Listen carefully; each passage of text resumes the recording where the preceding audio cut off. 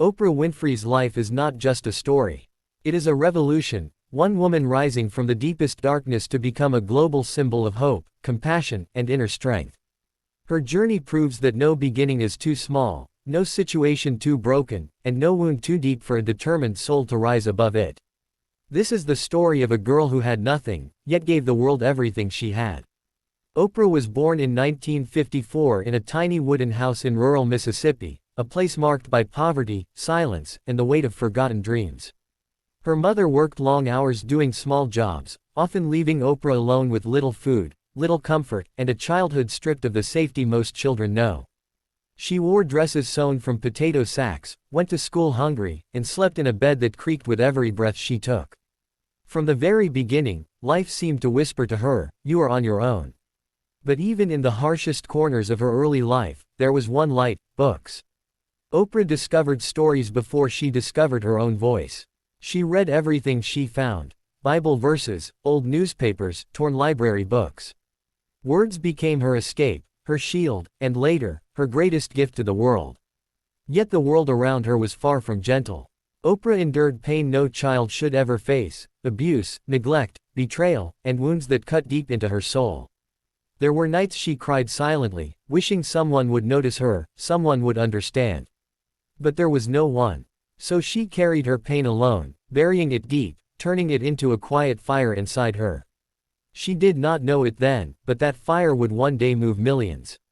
When Oprah was sent to her grandmother's house, life shifted. Her grandmother was strict, but she believed in reading, discipline, and education. She taught Oprah to write, to speak clearly, to memorize pages of scripture.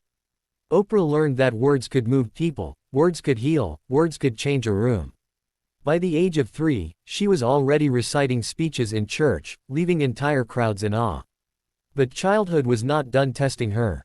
She moved between homes, cities, and caregivers, each transition reopening old wounds. Sometimes she lived with relatives who treated her harshly, sometimes in places where she was reminded daily that she was unwanted. But during every heartbreak, Oprah kept reading, kept dreaming, and kept telling herself that she was meant for something bigger. In high school, her talent finally began to shine. Her voice, rich, emotional, and full of truth, caught the attention of teachers and local broadcasters. She won a speech competition and earned a scholarship to Tennessee State University. Soon after, she landed her first job on radio.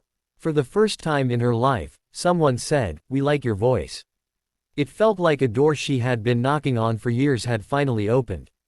Radio led her to television, but the beginning was rough. She was placed as a news anchor, a job that demanded coldness and emotional distance. But Oprah was not cold. She felt deeply. She cared deeply. When she read tragic news, her voice cracked. When she met broken families, her heart softened. The station bosses didn't like this. They told her she was too emotional, too soft, not the right fit. Eventually, she was moved off the news desk. Most people would have considered this a failure.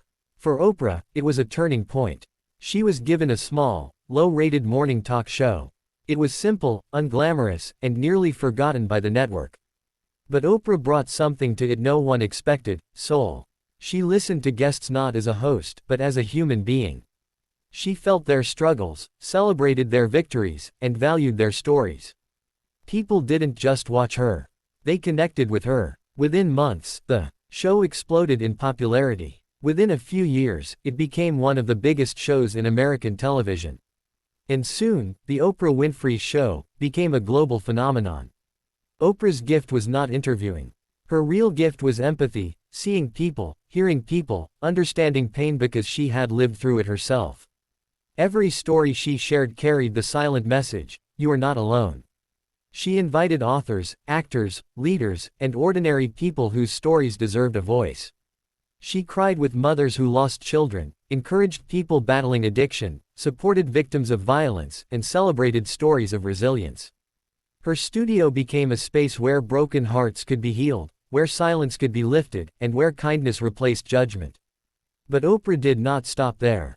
She used her success to build an empire: OWN network, magazines, film studios, book clubs, and schools. One of her greatest achievements was opening a school for underprivileged girls in South Africa, giving hope to those who had none.